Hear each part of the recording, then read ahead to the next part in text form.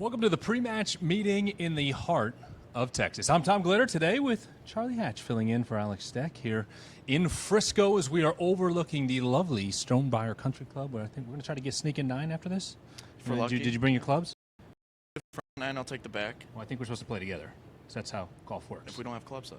Well, yeah, I mean, we'll rent them or something. We'll figure it out. But first things first, we have soccer tonight. FC Cincinnati and FC Dallas meet for the first time ever. It's the final Western Conference foe of 2019 for FC Cincinnati. It's the final new opponent in 2019. Of course, they'll see a few.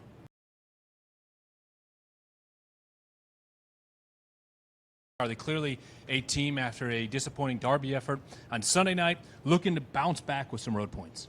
Yeah, this opportunity to play FC Dallas, they need to win this game. This is a need for Cincinnati. You have 7 games left. This is a chance to show who should be on this team, move forward, and finish with some momentum. Yeah, we'll talk about the words from Ron Jans following the game and this week as he went through the week of training and how he's going to approach these final 7 games. Meanwhile, for the home side tonight, FC Dallas, they have a lot to play for. Right now, they're on the right side of the line.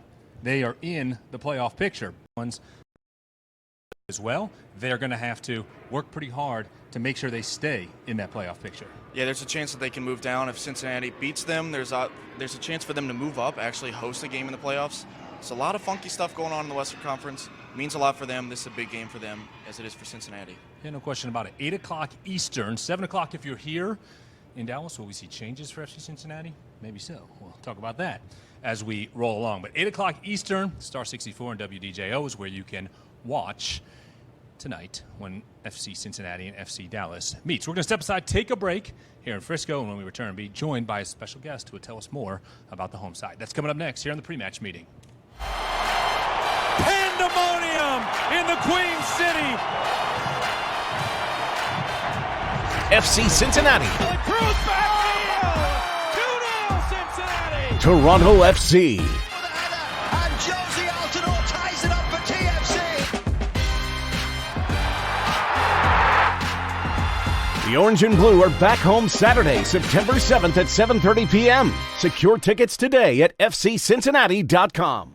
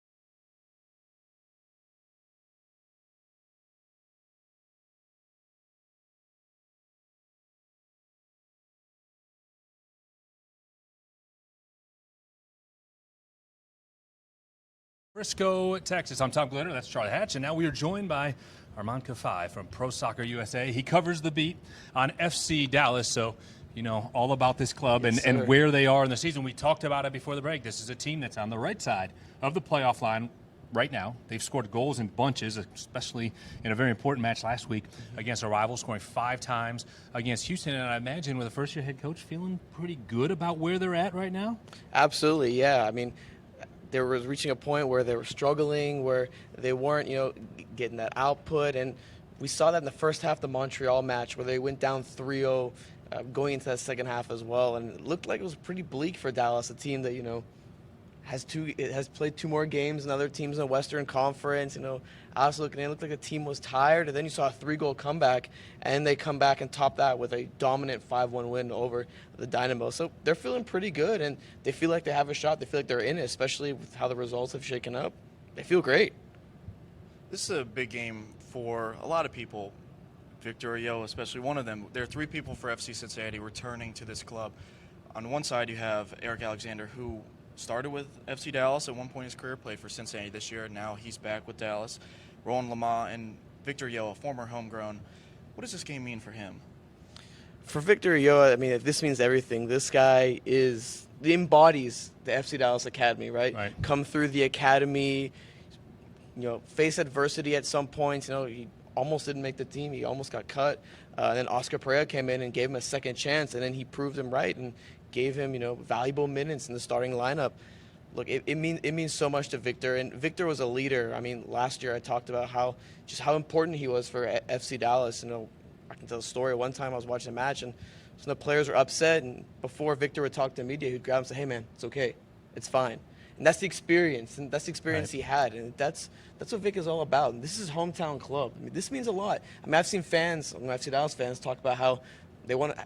You gotta greet this guy with we love him. Like when 90 minutes go on, we don't love him, but after a game, we love him. Right. So it means a lot. It genuinely means a lot for a guy like Vic. Well, it's pretty great, right? To come through the academy, to be here for 8 years, and be part of this franchise. And when you look at it, the homegrown players are so important to what FC Dallas is trying to accomplish, right? The youngest team in Major League Soccer right now, and they have loads of talent that have come through the academy just like Vic did.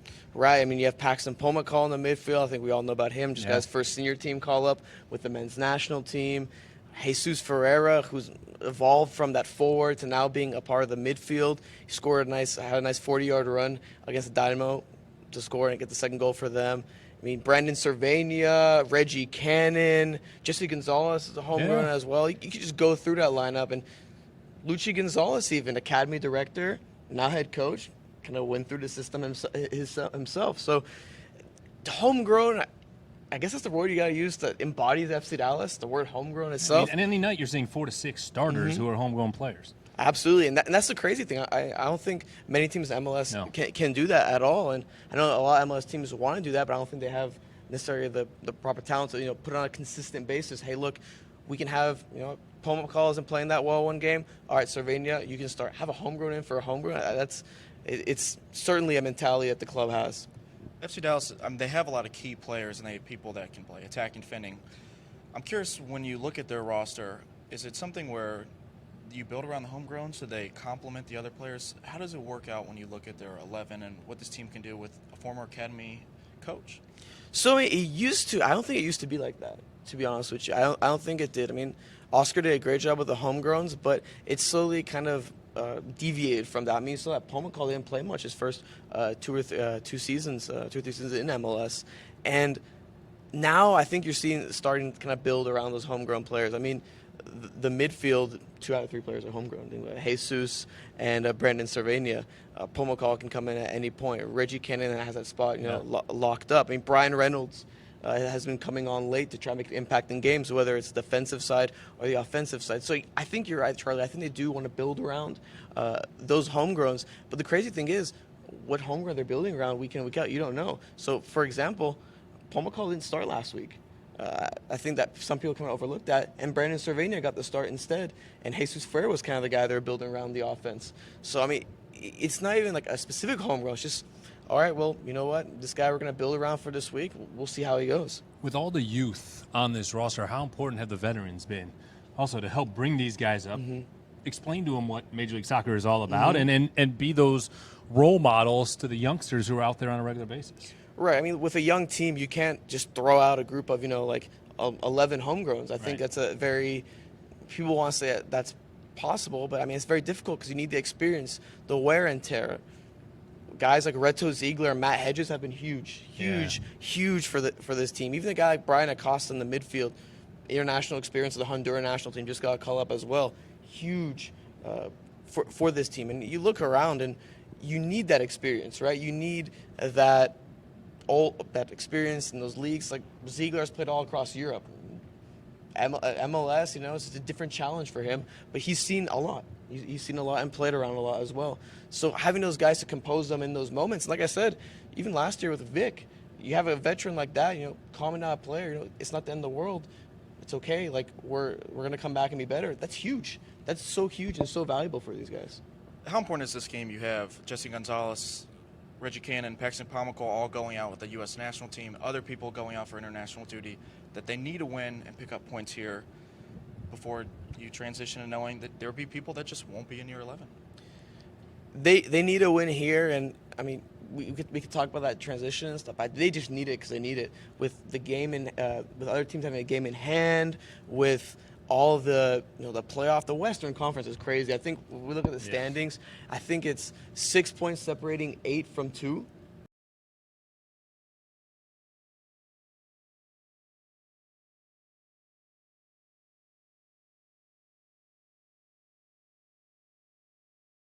important game of the year, he looked at me like he meant it. Yeah, like this 100%. game is really important. You got to take all the home points you have available. And, especially with they have matches coming up. I think they have a bye this week, actually, after this match. But then they go play at Chicago, at Seattle, even at the Rapids. And these are all difficult games. I mean, Right. MLS road games, I think we all know, are just extremely difficult and really challenging. So I don't know if necessarily they need it, for, because they will have some players in the lineup, but they need it because Toyota Stadium's proven to be a fortress this season. 10-1-4 is FC Dallas at home, or 8-1-5. I don't know, I'm just making up numbers here, but either way, they've been very good either way, right? 8-1-5 so far this season at home. What has made it so difficult at home for opposing teams? Dallas really emphasized, I think, like many teams in MLS do, just playing at home. Yeah. They love, playing at home, playing in front of their fans. And a lot of people want to talk about, the heat. Yeah. And I think the heat does play a little bit of factor. Even today, it's beautiful. I mean, it's not, It's a little humid. scorching hot. It's It's a little humid, but I mean, it's not scorching hot. But the heat does play a little bit of a role because you go to training and these guys are playing in 100-degree, training in 100-degree weather. And, I think I was reading some of the pregame comments from Coach Ron Johns, and he talked about, how they both have to deal with the heat. I don't know if I necessarily agree with that because the heat here is it's something else. I'll tell you that. Yeah, no doubt. It's something else. And even I talked to Ryan Hollingshead about it, and he said, look, even if we're 10% more acclimated to the heat than the other team, advantage. that's 10% more than the other team. And you start seeing it, during the match, even on Dallas' side, but maybe not necessarily as much, right? Like the game slows down a little bit. There might be periods where they're really fatigued, but overall, I think the heat does play a little bit of a role. But I mean, I think it's just also Lucci just emphasizing, hey, look, we have to win at home. Like these are points that we need to get. And that's a mentality I'm sure it's stressed all across MLS, but especially Lucci. I mean, as we talked about, most important game of the year because it's a home game, and every game to him, especially at home in front of those fans, are important to him. All right. Well, we appreciate the time from you, Armand. We'll see you at Toyota Stadium tonight. A 7 o'clock local kick, 8 o'clock if you're tuning in back in Cincinnati. We'll be back with more on the pre-match meeting. Pandemonium in the Queen City. FC Cincinnati, Cruz back heel. 2-0 Cincinnati. Toronto FC, With a header, and Josie Altidore ties it up for TFC. The Orange and Blue are back home Saturday, September 7th at 7:30 p.m. Secure tickets today at fccincinnati.com.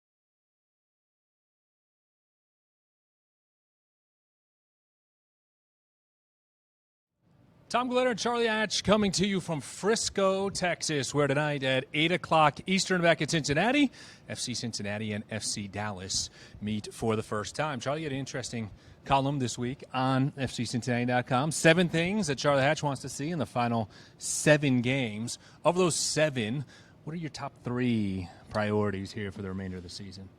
I'll go with 3. I would say Greg Garza getting some meaningful minutes. That's something we'd like to see. He's the U.S. men's national team left back. We just haven't seen much of him this season. He's been injured since May 11th or May 19th in Orlando. I would also like to see Frankie Maya get that goal. Frankie, the number 1 pick, he's so exciting to watch. He energizes the crowd. And then I would like to see what we'll see from these wingers. You have Joe Zhao, Derek Etienne Jr. Are they competing for the same spot? Are they competing to play alongside each other? Yeah, when you have Ledesma in the mix, you have Kudamane in the mix. And Ron Lamont. Yeah, and Ron Lamont. Look, Ron came out this week. He said he's going to play guys. He's going to evaluate guys. He's going to use these 7 games to figure out who's a piece of the puzzle moving forward. You talk about Greg Garza, and he's finally getting back to health. And guess what?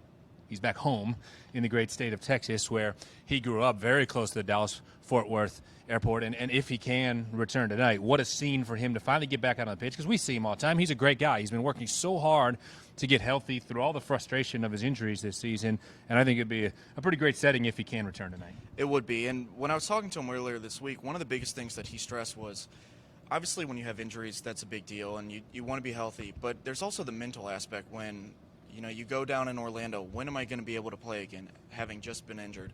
So he's been healthy. He's been training the last couple weeks. He's been full participation. But now it's at the point where, is he good enough to go? Does Ron want to use him? And if he does, what does that mean for the left back position and the back line across? Yeah, no doubt. We, are 4 weeks into the Ron Jans era. What we figured out from his time talking with the media, he's going to be pretty straightforward about what's happening. He said after the game he was not happy about the loss against Columbus. He said there will be changes moving forward. How do you think that affects the team now down this home stretch with 7 games remaining? If he's going to make these changes, we're going to see people we haven't seen under Ron play. I mean, Greg obviously hasn't played under him. Right. When Frankie Maya's available, he hasn't played under him. But Ron's only made one change to his lineup since he's been here through 3 games. And that change was bringing in Derek Etienne for Emmanuel Ledesma, who was injured. So it's not like he's done a lot of rotation. So for him to say we're making squad rotation literally means that we will see people that he hasn't coached for and match experience yet. This Dallas team is a side that's scored goals in bunches of 13 in the last 4 games. And one of those 4 games, they were shut out in, right? Coming off a 5-goal performance last week against a rival. How does FC Cincinnati withstand that pressure early in this game and get off to a quick start so they don't have their back against the wall? Yeah, I mean, having the big quick start, being able to handle the heat, acclimatized to that, also knowing that if you're going to play the high press, Ron has said this, that's good, we want to play that, but we can't do it the whole time. So you have to have everyone collectively working, managing through that, and then finishing the first half without giving up a goal. The last 4 games they've conceded in the 40th minute or beyond. It's 7 of 10 beyond that. That is the most alarming thing 100%. That they've had recently. We used that on the broadcast. I saw your tweet at halftime last week, so we were able to sneak that in. Good research on your behalf, not exactly a great stat, but certainly good research on your end, and hopefully that trend ends tonight for the Orange and Blue. Back in Cincinnati, you could tune in at 8 o'clock. We'll be on Star 64. We'll be on WDJO, Flow FC, of course, and ESPN+. So lots of ways to tune in. It should be a fun one tonight. Charlie, looking forward to it. I am looking forward to it. All right, for Charlie, for Armand, I'm Tommy G. Thanks for tuning in to the pre-match meeting.